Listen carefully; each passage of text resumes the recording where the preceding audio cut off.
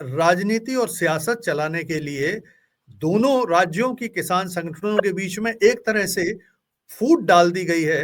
हरियाणा के हक की बात पंजाब के संगठन या किसान नेता नहीं कह रहे हैं।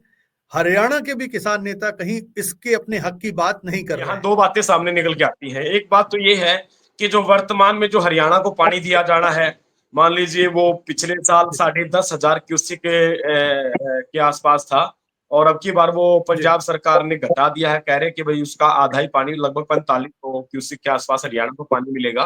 तो यहाँ तो एक ये बात जी होगी। दूसरी बात ये है कि जो SYL का मुद्दा है, वो बहुत पहले का मुद्दा है, सतलुज यमुना लिंक का। और उस मुद्दे पे हरियाणा और पंजाब में काफी राजनीतिक माहौल भी खड़ा होता है। वो एक राजनीतिक मुद्दा भी है, उस पर उसको राजनीतिक चुनाव में उस मुद्दे को आधार भी बनाया जाता है। अनुज खरे जी, अगर हम SYL के मुद्दे की बात करें, अगर वही पानी लेने की बात करें, तो बात ये निकल के आती है कि भाई जो डैम बनने हैं, जो सारा सब कुछ, जो प्रोस्पेक्टिव, जो नदियां तैयार थी, उसमें पंजाब ने 2004 में पंजाब विधानसभा से टर्मिनेशन ऑर्डिनेंस एक्ट ला के उसको रद्द कर दिया। तो बहुत सारी बातें उसमें देखने को अलग अलग तरीके से हमें मिली है। लेकिन उसमें मुझे लगता है कि ना पंजाब के किसानों का दोष है, ना हरियाणा के किसानों का दोष है।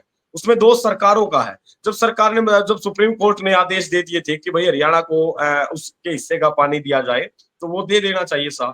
उससे अलग बात जो अभिमन्यु कुहार के बीच में निकल के आई कि अभिमन्यु कुहार शारदा यमुना लिंक की बात करता। देखिए अनुज खरे जी, हमारी प्राथमिकता ये है कि सबसे पहले देश के हर एक किसान के खेत में पानी किस तरीके से पहुंच सकता है, इस बात पे सरकार को जी विचार करना चाहिए। चाहे वो सतलुज यमुना लिंक हो, चाहे वो शारदा यमुना लिंक हो। शारदा यमुना लिंक का भी उसके बारे में जब नेशनल प्रोस्पेक्टिव प्लान के तहत 1980 में एक योजना आई थी, the interlinking of river project, जिसके तहत शारदा नदी को यमुना नदी से जोड़ के लगभग जो शारदा नदी नेपाल और इसराइल भारत के जो बॉर्डर से निकलती है, तो नेपाल में जी काली नदी बोलते हैं और भारत में शारदा नदी बोलते हैं।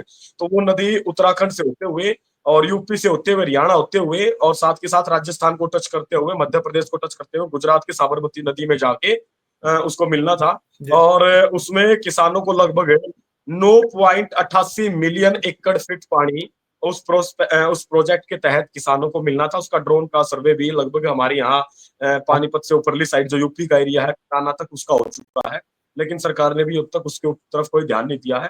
हम तो ये बात करते हैं कि सतलुज यमुना नदी का भी, सतलुज जो यमुना लिंक है उसको भी जोड़ के किसानों को पानी दिया जाए, शारदा यमुना लिंक है उसको भी जोड़ के किसानों को पानी दिया जाए। हमारी तो प्राथमिकता और हमारी मांग यही है कि किसानों को पानी मिलना चाहिए।